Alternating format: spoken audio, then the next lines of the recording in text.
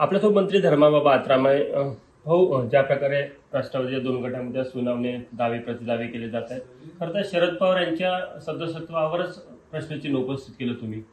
बरोबर आहे की पवार साहेब हे प्राथमिक सदस्य नसल्यामुळे त्यांना काही अधिकारच नाही आणि क्रियाशील सदस्य नाही, त्यामुळे त्यांचा काही अधिकारच नसल्यामुळे त्यांच्यावर प्रश्नचिन्ह आहेतच. फक्त आम्ही यापूर्वी फक्त दर 5 वर्षांनी जे बसायचं आणि फक्त सांगायचं की साहेब अध्यक्ष बनतील, हे उपाध्यक्ष बनतील, असं प्रकारचं आजपर्यंत चालत होतं. परंतु आज आपण पाहतो की योग्यरित्या जे क्रियाशील सदस्य आहेत, जे प्राथमिक सदस्य आहेत, अशा प्रकारचे नेते अजित पवार ते प्रायमरी मेंबर आहेत, क्रियाशील मेंबर आहेत आणि त्याचा क्रियाशील मेंबर असल्याशिवाय तो अध्यक्ष बनू शकत नाही. आणि त्या दृष्टिकोनातून अजित पवार हे सक्षम असल्यामुळे, हे सगळं त्यांच्याकडे सदस्य असल्यामुळे ते पार्टीचे नेते आहेत. म्हणून आता हे आमचे पार्टीचे अध्यक्ष झाले निवडून. शरद पवार आतापर्यंत राष्ट्रीय अध्यक्ष होते, त्यांनी पक्षाची स्थापना केली. एक प्रकारे अशा प्रकारे दावा करणं पक्षाचे सदस्य नसताना आता त्यांचा अर्थच नाही ना. म्हणजे स्वयंभू अध्यक्ष बनायचं हे चुकीचं आहे कुठेतरी. परंतु दादा लोकशाही पद्धतीने झालेले आहेत, लोकांनी निवडून दिलेले आहेत. निवडून आल्यानंतर ते लोकशाही पद्धतीने निवडून आल्यामुळे ते अध्यक्ष झालेले आहेत. त्या दृष्टिकोनातून आपल्याला काय त्याच्यामध्ये वाद घालायचं काय अडचण नाही. आतापर्यंत ते स्वयंभूच अध्यक्ष राहिले.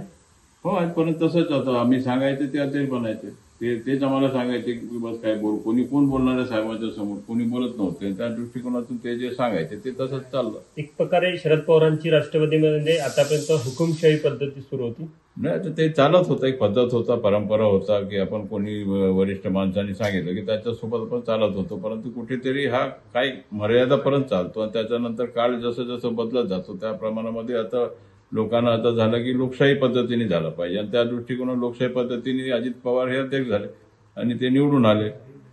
पुढील काळात राज्यसभेच्या निवडणुका तुम्ही व्हीप जाहीर कराल, दोन्ही गटांचे व्हीप असेल. तुम्हाला काय वाटतं, तुमचा व्हीप तुम्ही म्हणजे शरद पवार गटावर लागू व्हीप काढणारे प्रतोद म्हणजे आमचे अनिल पाटील आहेत, मंत्री महोदय. ते पूर्वीपासून प्रतोद आहेत आणि ते जे व्हीप काढतात तेच अधिकृत व्हीप आहे. आणि त्या दृष्टिकोनातून अशा प्रकारचं व्हीप काढलं जाईल आणि राज्यसभेचा आमचा उमेदवार निवडून येणार. तर राज्यसभेच्या निवडणुकीला तुमचा व्हीप असेल. व्हीप राहणारच आहे आणि तेच व्हीप चालणार आहे. शेवटचा प्रश्न, जरांगेंनी छगन भुजबळांच्या राजीनाम्याची मागणी केलेली आहे. सरकारची भूमिका वेगळी असते, छगन भुजबळांची भूमिका वेगळी असते. नेमकं काय विषय हा सगळा? आमच्या ह्याच्यामध्ये कॅबिनेटमध्ये जे डिसिजन होतात ते एक मताने होत असतात आणि त्या दृष्टिकोनातून ते मत आपण जे कॅबिनेटमध्ये होतो तेच मत जास्त महत्वाचं असतो. त्याच्या बाहेर बोललेल्या गोष्टीमध्ये काय अर्थ नसतो. बोलण्यामध्ये आपण स्वतंत्रता आहे, आपण लोकशाहीच्या देशामध्ये आहोत. त्या दृष्टिकोनातून बाहेर काय बोलतात ते वेगळी गोष्ट आहे. परंतु इथे आपण जेव्हा निर्णय होतो तो निर्णय फायनल असतो आणि त्या दृष्टिकोनातून सर्वांच्या मताने एकमताने झालेला निर्णय हा सगळ्यांना लागू होतो.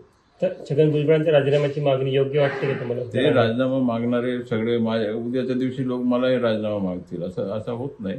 भुजबळ साहेबांचं मत एकच आहे की ओबीसी मधून तुम्ही कोणाला काय देऊ नका, वेगळं तयार करा आणि त्यांना वेगळं आरक्षण द्यायला काहीही कोणाला हरकत नाही. तर हे ते मंत्री धर्माबाबा आत्राम त्यांनी स्पष्ट केलं की शरद पवार हे सक्रिय सदस्य नाही, त्यामुळे ते राष्ट्रवादीचे अध्यक्ष होऊ शकत नाही का ते राष्ट्रवादीवर दावाही करू शकत नाही. कॅमेरामॅन व्यंकटेश नायडूसह तुषार कोहळे, एबीपी माझा, नागपूर. एबीपी माझा, उघडा डोळे बघा नीट.